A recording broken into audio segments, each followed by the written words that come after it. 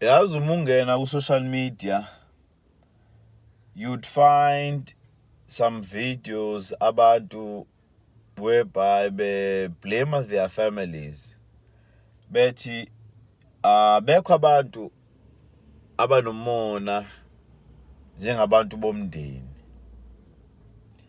Athi omunye isitha sakho sokuqala umuntu wakho abantu bomndeni. Yeah, and then okay.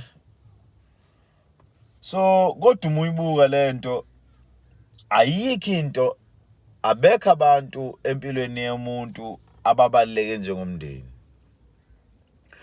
Noma kungenzakalani kodwa ekugcineni kuyodingeka ini? Kuyodingeka umndeni wakho umuntu.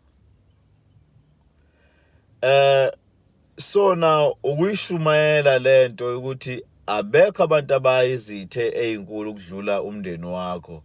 Alright, ngiyezwe inkinga isekutheni umndeni ubuka wena as abantu abakunyanyana noma abakuzondayo abanomona abangafisi futhi ukuthi wena uye phambili. Lento ngoba kubuke sengathi into oyipraiseayo into futhi wena obona ukuthi ayikho into ongayenza ngayo. Angazi noma mhlambe ingoba usabona izinto zokuhambela kahle yini.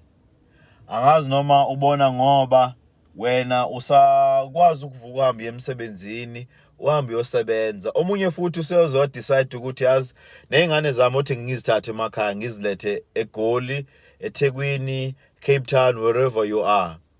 Uyabo? Ngoba uthi ezami ingane ngeke ihlale nezitha zami. Alright, ngiyavuma ukuthi wena ubabona njengezitha zakho.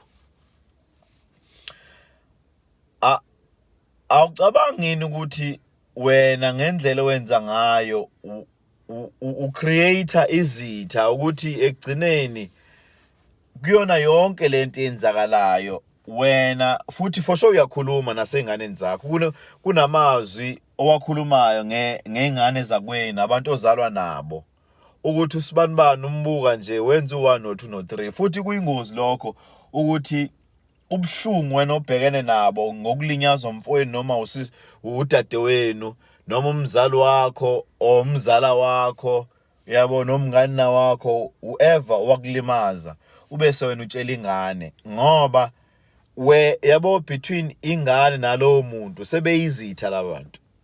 Wenza ingane yakho ukuthi imnyanye imzonde ingamfiseli okuhle futhi imbuke njengomuntu nje oyisitha kakhulu.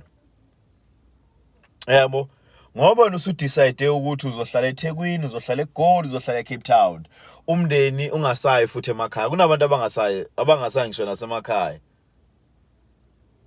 Yabo angikublame but now